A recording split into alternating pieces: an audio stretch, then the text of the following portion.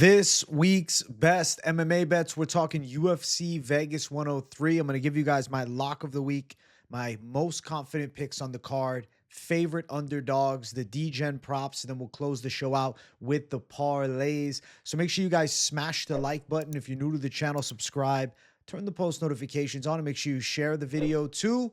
Last week was pretty incredible. Clean sweep of the most confident picks and the Lock City Savage Underdog Lock of the Week, which I was really happy about. Rob Font getting it done in an absolute nail biter.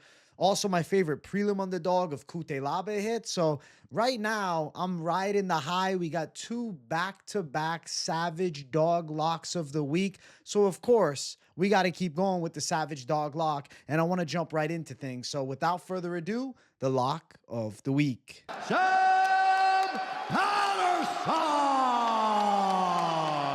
Sam Patterson, Savage Dog Lock of the Week for UFC Vegas 103.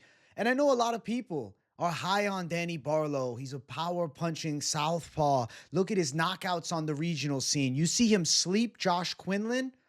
I'm not impressed. I think that he's talented for sure, but I also recognize talent on the polar opposite side, which is Sam Patterson. He's 12-2. He lost his UFC debut at lightweight. Coming up 15 pounds, he handled business with ease against Johan Lainus and Kiefer Crosby. I think he's one of those guys that is kind of being overlooked because of a rough debut, but he's still very talented, and I think he has a high ceiling as far as his MMA career goes. Now, when I thought about this matchup out the gate, I was like, are they not recognizing that Sam Patterson is a quality kickboxer with solid grappling? Because the odds would have you believing that he's a brawler with a glass jaw, which isn't the case. He's a big underdog, plus 270. I was mind blown.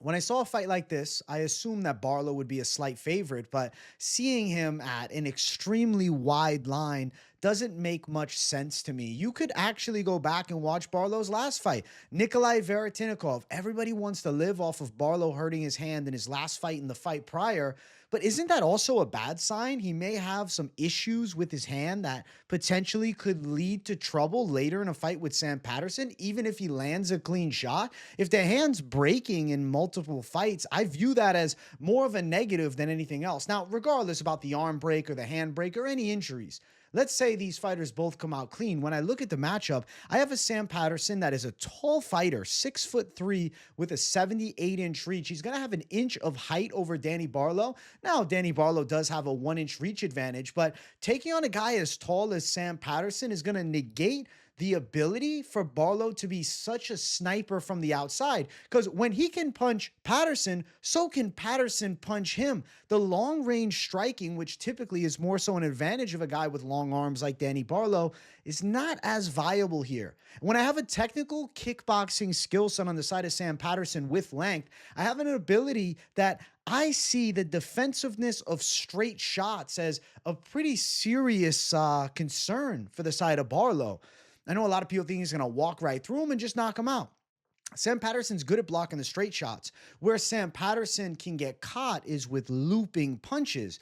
Danny Barlow does not have a game built upon throwing looping shots. He likes more of that traditional southpaw straight left. And yes, he has big power on it, and if it lands, it could hurt any welterweight, okay? I'm not saying that Danny Barlow doesn't have power, but what I'm saying is that's his key to victory, puncher's chance, and that gives him a minus 300 line. Whereas Sam Patterson strikes well. He's crafty from the outside. He's got good stand-up. He got caught with a looping shot by Kiefer Crosby. But again, the looping puncher, somebody that's shorter, that's a little more of a brawler, I actually think could find shots over the top of Sam Patterson, as opposed to a distance striker with big knockout power like Barlow. I see Patterson recognizing what Barlow's throwing at him, which is straights, parries, and counters. And when they tie up, I expect to see a different level. Sam Patterson is better at grappling. He is very strong with his jiu-jitsu skill set, even though he's more so, looked at his kickboxing game. And I think people do forget about, the hype on Patterson coming in. Like, yes, Ashmoos put him away. It was a big upset, but it was 2 years ago. It was a surprise for Patterson to get chinned by a guy so much shorter. It wasn't a good look. But when fighters fight at the wrong weight classes, their chins are affected. Moving up in weight, he's making extreme easy work, making super easy work of the last two. Now, granted, low caliber guys, Johan Lanus and Kiefer Crosby. Danny Barlow's 9-0. He's a prospect on the come up, but I'm just not sold on Danny Barlow. Like him taking out Nikolay Veretinikov in a close fight, Veretinikov just got ran over in the grappling department by Austin Vanderford. Now, I like Vanderford. He's a decent fighter. And, I see how the style was rough for Veretinikov, but Barlow had real difficulty and was even tired late in the fight, slapping shots. And again, they'll go back to the injury. What I've seen of Barlow is good straight shots and quickness. I haven't seen all that much else. Yeah, he's got dynamic knockouts on the regional scene, but you need to pay attention to the opposition. There was a lot of journeymen. There was a lot of guys that are not full-time athletes, full-time fighters. Big win over Raheem Forrest on Contender Series, but Charles Radke, a couple fights before, handled him the first round as well. I believe that Sam Patterson has a clear-cut advantage in grappling here. And if Barlow is unsuccessful in knocking Sam Patterson out in the first 5 to 7 minutes of the fight, as the fight settles in, the gas starts to wear, this fight becomes a lot more competitive. And Patterson, having an obvious jiu-jitsu advantage, I think his transitional speed to getting a back and then locking up a submission is going to be too quick for Danny Barlow, who I view as more of a primary striker, primarily just stand-up, primary striker, I would say. He's not saying primary meaning not skillful. He's got talent. He's got speed. He's dangerous. His straights are money. He hits hard. But it took him 3 rounds to handle Josh Quinlan, who is significantly worse than Sam Patterson. Josh Quinlan, who keeps his hands very close to his face and is horrible at closing distance at a high level. I think Sam Patterson is going to thrive in this matchup. As soon as they tie up and go to the ground, it's going to be trouble. Now, note Danny Barlow did miss weight by 0.3 pounds last time. Is the weight cut going to get to him? Maybe. He's 29. Maybe a move to 85s in the future. But this is all just me reaching at straws, or grabbing at straws, I guess is the correct term. But regardless of that fact, Sam Patterson should handle business here. Sam Patterson handles him. On the ground, he's going to show him a different level. And I think Sam Patterson wins this fight by submission. I'm calling him the Savage Dog Lock. I mean, I'm really ranting and raving about it because I was shocked at the betting lines. Sam Patterson plus 270. Submission win for Patterson. Plus 400. You can just touch the money line. I think Savage Dog Lock for this fight right here has to be Sam Patterson. A fight where the odds don't make much sense. If the odds were minus 210 for, Barlow, I would get it a little more. But 3-1, more than 3-1, they've gotten really wide. Plus 270. I think Sam Patterson is being slept on. He's a talented guy with a lot of experience. He's got more pro fights. Sure, he's taken some losses, but I believe he's learned from the losses. And if he can eat a shot, note that he has not been knocked out at 170. He got knocked out twice at 155. He was cutting way too much weight. I think it was delusional to think that he was going to have a run at 155 as a prospect. He's 6'3". I think Patterson surprises a lot of people when they tie up. When this fight hits the ground, Sam Patterson's grappling absolutely thrives, and he showcases high-caliber jiu-jitsu, and I think he's going to handle Danny Barlow. So we're going Sam Patterson, Savage Dog Lock of the week. Now, if you're like, bro, I want some more, safer calls. Maybe you don't want to play the Savage Dog Lock. Well, that's why I have the Chalky Locky section. Most confident picks are the Chalky Lockies on the card, all right? So we're going to jump to that now. Let's talk about them. We're going to run through the lineup, and we'll discuss each one of them. So first up, I'm just going to bring the main event, Manel Kape, to the table. I do think that he handles Asu Almabayev's wrestling pressure pretty well. I see him with such a dynamic kickboxing game that I expect shots to land pretty flush for him. I see nice shot picking from mid-range. I think that Almabayev might land a couple takedowns, but I don't think he garners much control time. And I'll say that Manel Kape probably wins the decision. I really account the high caliber experience of the UFC as a pretty strong factor into picking Kape here. And he seemed to enter a flow state in his last fight against Bruno Silva, and I think he follows that up. Also didn't look too bad against Muhammad Mokaev, losing a decision, and he broke his toe in that fight. I'll say an on-point Almabayev takes 49-46, 50-45 on the cards, an on-point Kape handles Almabayev, even an on-point Almabayev. The thing is, Almabayev's going to have to embrace the grind for 5 rounds, chain wrestle Kape all night. With the speed that Manel Kape has, I just don't think that's super likely. I expect Kape to land clean shots, and I expect Kape to land combinations, stopping takedowns, getting up if he's taken down.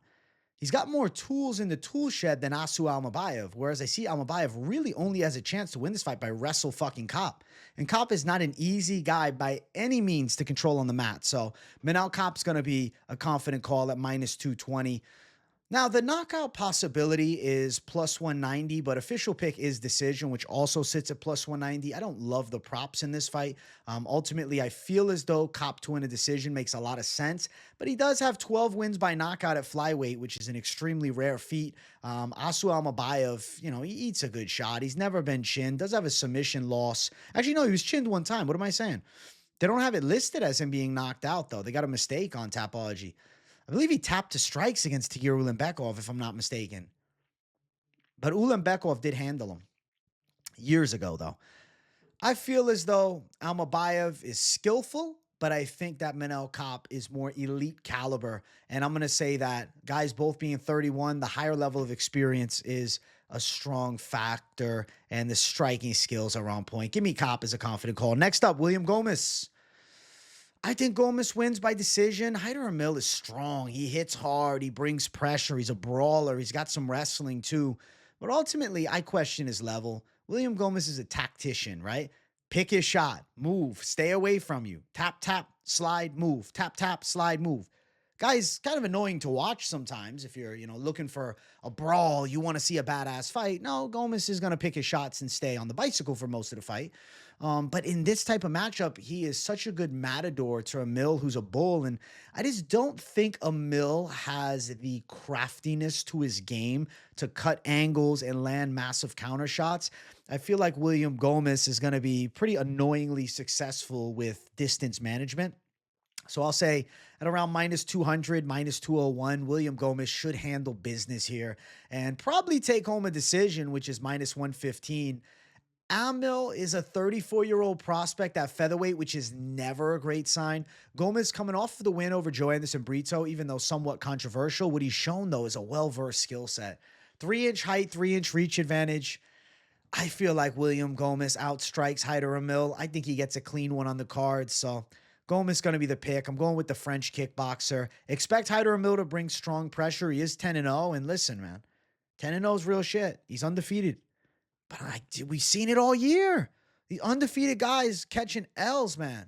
And I think that William Gomez can hand Hyder Emil his first loss as a professional. So I'm going to pick William Gomez as a confident pick. Let's keep running. Next up, we got Pinto. Pinto for the W, bro. Mario Pinto countershot KO over Austin Lane. Lane's a bit of a brawler. He brings decent pressure. He's got strong grappling at times, but at a lower level, though.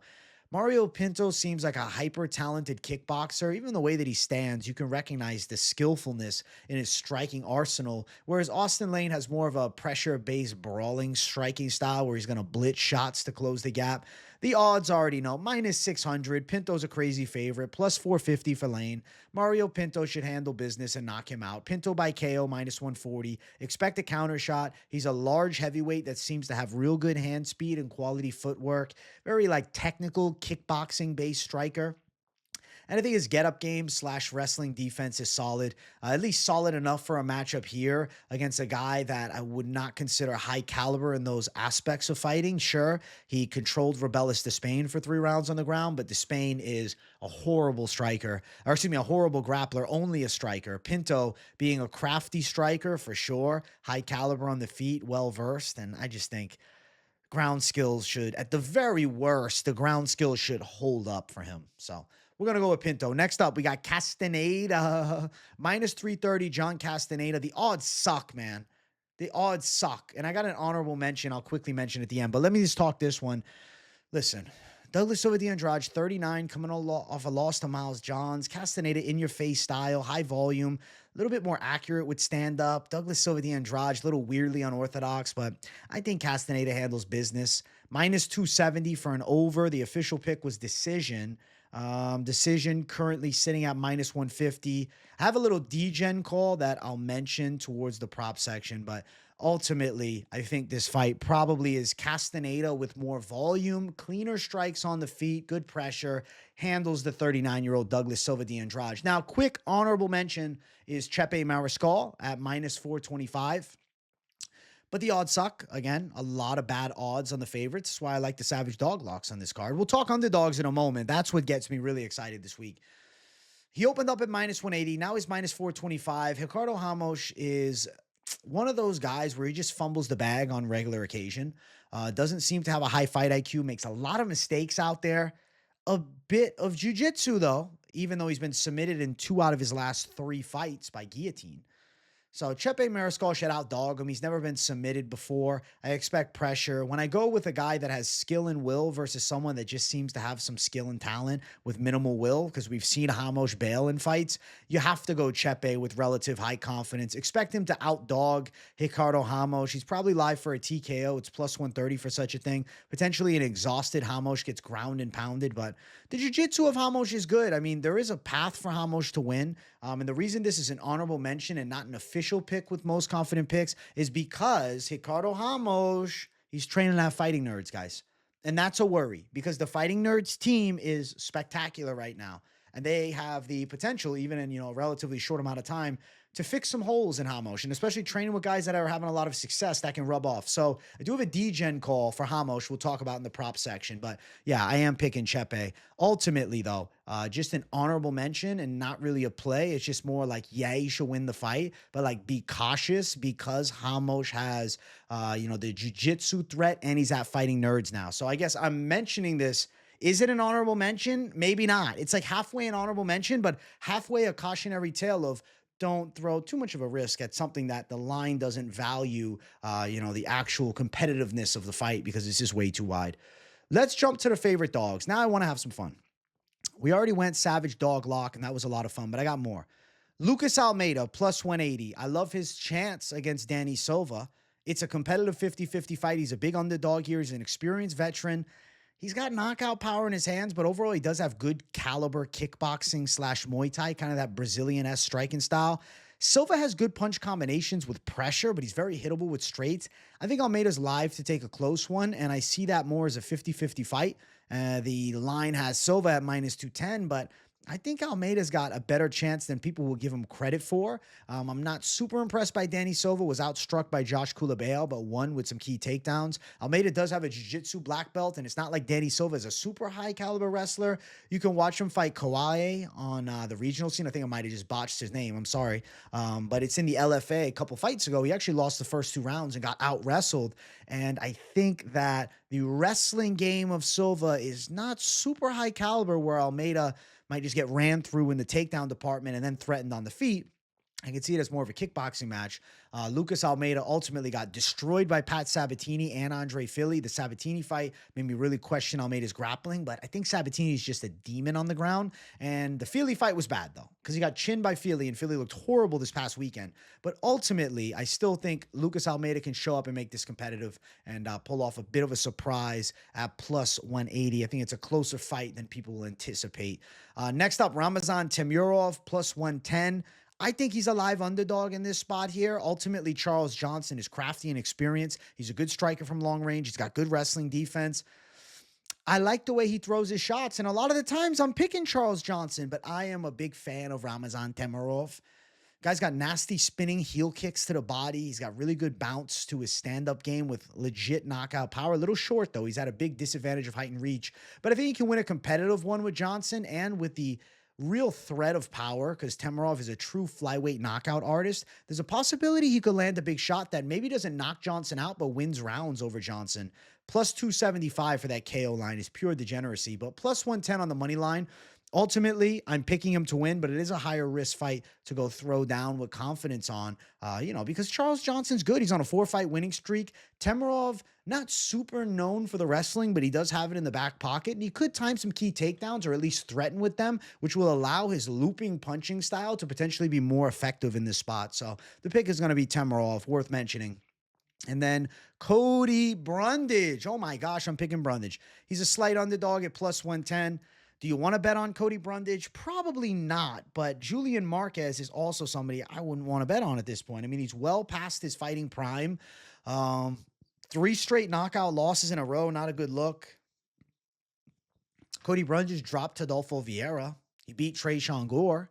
He can still crack, and I feel like Marquez Yeah, it's still not old at 34, but like washed, man. 3 violent knockouts in a row. He's taking a ton of damage. He's been fighting once a year, whereas Cody Brundage, say what you want about the results, he fights all the freaking time. And you got to put respect on that. And he's in a spot here against a guy towards the end of his run, and he's in the co-main event, which doesn't make any sense. But besides that, I think that Brundage is in a winnable position. This is a guy that he can beat. A 34-year-old past his prime, maybe 1 foot in the door, 1 foot out the door version of Julian Marquez. So I'll say Brundage via KO is quite live. Plus 110 for Cody Brundage. And I want to actually elaborate on that KO line, but I want to do it in the next section. Let's talk about the Degen props of the night. And I'm going to start it off talking about this Brundage fight just a little bit further, okay? Cody Brundage by KO, you can throw down plus 250. That's fabulous. Even upwards of plus 300. Great.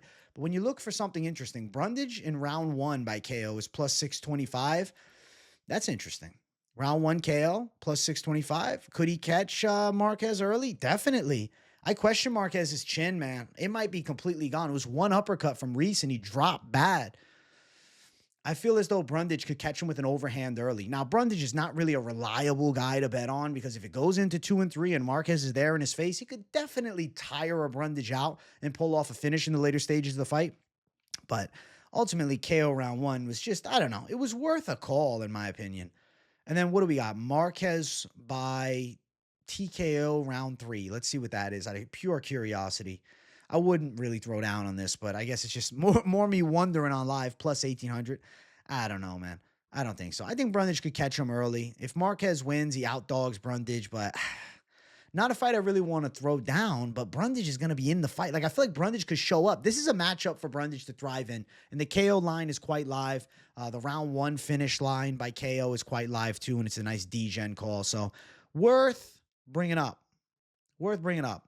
Luana Carolina's over 2.5. I do expect them to go long. Minus 450. Ugh, don't really love the line, but again, worth mentioning. If you want Castañeda by sub, if you're feeling like a savage, you could throw it down. Castañeda by sub sits at plus 800. Shout out my boy MMA Vulture. He was bringing this to my attention. He's like, bro, what do you think about that? And I was like, you know what? I'll shout you out and include in the Degen props. So I think plus 800 is live, bro. The Vulture Degen prop. And I want to think a little more on the show live, because I was thinking to myself, Ribovics Haqparast. Ribovics Haqparast over 2.5 is minus 185. It almost makes too much sense. Ribovics by knockout plus 275. I think he could knock Haqparast out, but the official call is decision/KO. First choosing decision, but no one's playing plus 100 decision. I mean, maybe you are, but it's not exciting if you're looking for big plus money, you know? I'm picking Ribovics, but I recognize this is a competitive fight, but he could have good moments with big power. Ribovics KO round 2 plus 850. Round 3 plus 950. I don't know. Degen round 2 plus 850, but I'm not recommending it. This section, we're having a lot of fun. We're talking about things that can go completely Degen, but ultimately the bread and butter is on the money line side of things. Sam Patterson, Savage Dog Lock, or some of the most confident picks. Maybe you parlay a couple together, and we're going to get to the parlays. Don't worry. This right here is the Degen section, and it's a Degen section for a reason. It's to talk about some Degen ideas of what could be. Pinto wins in round 1, plus 175. That seems pretty likely. By KO, plus 225 in round 1. Worth mentioning. But you know what time it is, guys. It's time for you to hit the like button. If you're new, subscribe, and let's jump to the parlays. Let's get into these parlays, all right? So, first up at the top, we're going Kape and Pinto, W City at minus 128. I like the chances of both these fighters winning, but I felt like it would be wrong of me not to bring you guys a slight alternate without a debuting heavyweight on the card. So Kape and Mariscal at minus 127. Mariscal, an honorable mention, okay? But I'm telling you, the line is inflated. But what you know about Mariscal is he's got absolute dog in him, and he's going to be relentless, right? So when I look at a parlay like this, Kape and Mariscal, you know both of these guys, though, you know, chalkier favorites, are going to absolutely fight for your money. Now, with Pinto, I think that he wins. He should dust up Austin Lane. But to be fair, and just to be real, when you got a debuting guy, you have to always proceed with a little caution. Now, another one I wanted to drop, one more alternate. Maybe you don't want to play main events. Maybe you don't want Pinto, but you like Mariscal. And maybe you want another guy that's got a lot of dog in him. Castañeda and Mariscal at -148 is like the alternate, right? Those right there are not you chasing value per se. You're trying to chase fights that you're confident in. And I wanted to give a list of options for the folks out there so you guys can see where we line up on what I'm thinking with these certain plays. But let's keep running down. I want to get into the plus money section. So Gomez, Pinto, and Castañeda at +152. I think it's a pretty quality play. I think there's a good chance that it happens. Ultimately, the same stance, though. Pinto, unproven in the UFC. Gomez, very point-heavy fighting style. If things were to go awry, unfortunately with him, he doesn't bring much finishing ability, so that could be frustrating. But ultimately at +152, I do think it should hit. Next up, Kape, Gomez, and Pinto. If you want the tactician in Gomez with up-and-coming Pinto, again, the heavyweight situation, debuting, but it is what it is. With Manel Kape, you're confident in the main event. +170, I think that one's relatively strong. A little alternate with the dog, Temirov and Castañeda. Again, guys who I know are going to absolutely fight for my money, right there, those two. And at +180, it's not bad. Now, if I'm going to sweep it with the alternate call, Mariscal instead of Castañeda, +231. If you want Castañeda, it's +268. I felt as though I had to leave some without the other, but you can then blend them together at the top for the alternate action. And you can kind of, add them both in if you wanted. Depends on what level of degeneracy you're going to go. You must realize something. The parlays are what the house is winning the most on, because the odds of hitting 4, 5, 6, 7 fighters, or it gets worse and worse and worse every time. 2, 3 fighter parlays, they bring the highest likelihood of hitting, right? Obviously, the money lines will always be better, but worth mentioning that. So just proceed with caution with the parlays, and, don't have that as your only way of throwing down if you're really looking at capitalizing cash. Granted, if you're just messing around for fun, putting a couple parlays together, I get it. Next up, Patterson, Kape, and Pinto at +542. This is a pretty savage dog play, right? You want to throw in an underdog in your lineup with guys that you think are going to go out and thrive. I do think +542, the dog savage is live. But even though I didn't write it down, this is why you're not screenshotting and bailing. I wanted to mention this one, which I think is quality too. Patterson, right? You still want an underdog. You're like, yo, I'm looking for the value. Okay. You're like, yo, I like Kape. I know he's going to fight for my money. And then you throw Mariscal as opposed to Pinto. I like these plays. I like Pinto. I think he wins the fight, but I have to list an alternate because of the what if factor. So +544. If you didn't want to play Pinto in your lineup, that's still the base of that parlay is still very good, and the mentality is strong with it. And I think, in that +540 range for either, both are high quality hitters at dog savage money. Then for a savage play, you're going with Patterson, Kape, Gomez, Pinto, and Mariscal at +1092. And then you got an alternate at Patterson, Kape, Gomez, Pinto, and Castañeda at +1224. But ultimately, I need to include more alternate action because I know how some of you think. I know some of you are going to be like, bro, I don't want to throw Pinto on my line. I know some of you don't. I know. And I don't blame you because of the unproven nature. I just really don't think Austin Lane is UFC level. But ultimately, if you went with the Patterson, Kape, Gomez, right? But you add in then Castañeda and Mariscal, I should probably finish it off here. Gomez, Patterson, Kape, Mariscal, Gomez. Where's my boy Castañeda? There he is. Boom. +1230, right? So you're taking Pinto out, but you're putting in a savage side of Mariscal and Castañeda. You're putting them together. Now, if you have worries about Gomez because he's a dog on the opposite side, I get it with Hyder and Mill. It's still +779. Loses a bit of value, but I like this one a lot at +779. Not a bad call. Not a bad call at all. To be honest, I should have wrote that down on the side. I meant to. I forgot to. So I'm telling you live as we're breaking it down. That's a decent idea as well. There's decent ways you can play it, man. I try and give you guys a wide array of options. Am I going to go out and throw money on every single one of these parlays? No, but I'm trying to build my ideas together and find what I like the most. And you having maybe different picks than me, we can find some alignment on certain ones. Then you can feel, a boosted level of confidence on whatever you're considering playing. But don't blindly tail. Do your own research if you're gambling. The Savage Dog Degen, this is delusional, savage play. Patterson, Temirov, Almeida, and Brundage at +4446. Wow. Now, a little alternate action on the side is Kape, Gomez, and Mariscal at plus 171. I do think there's a good chance this one hits. I believe these guys are going to fight for your money. Patterson, Kape, Gomez, and Mariscal plus 875. Again, I think these guys are going to fight for your money. But if you're not a fan of French fighters, and there's going to be a percentage of the folks out there like, dog, I ain't throwing on a French fighter that I question. Listen, that's fair, and that is why I have something alternate for you that I think we can still cook up and you can still feel good about. Castañeda, right, with Mariscal together, yeah, it's minus 148. It's not great.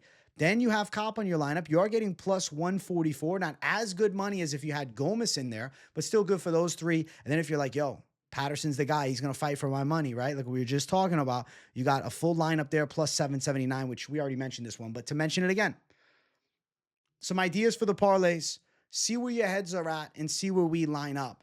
At the end of the day, there's a lot of options at your fingertips, right? Because there's so many ways to play it. Don't get overwhelmed, man, and don't rush to play them. Maybe you want to play some bets, be like, yo, let me sleep on it. You look at what I got here, you listen to what I say and wrote down a couple others, and you sleep on it for a night. You wake up, and maybe you're going through a process of elimination and eliminating worrisome calls. You're mixing in some savage plays, maybe one or two safe plays, alongside of maybe if you throw on money lines. But bet intelligently. Don't bet more than what you can afford to lose, okay? Yeah, I've been absolutely rolling right now, and I'm dialed in to the content and I'm dialed into the tape. But at the end of the day, smart gambling and regretting not putting more money down is better off than saying, shit, why did I bet so much and I had a rough night? You get what I'm saying? But W incoming. Listen, we're tapping the wood 3 times. Very superstitious. Writings on the wall. I like my picks a lot this week. I hope you guys too. Let me know in the comments what you thought of this week's best MMA bets. I want to hear what you think about the Savage Dog Lock. You know I was coming with the thunder. You guys knew. A few people guessed during the live stream, so shout out to all of them. I thank you guys for watching. Smash the likes on your way out, and if you're new to the channel, subscribe. Thank you guys for supporting the show. 44,400 subscribers. We're making great progress. I love each and every one of you. See you guys all soon. Thanks for watching. Oh, and turn the post notifications on so you don't miss a video or live stream. Thanks, guys. See you later. Peace out.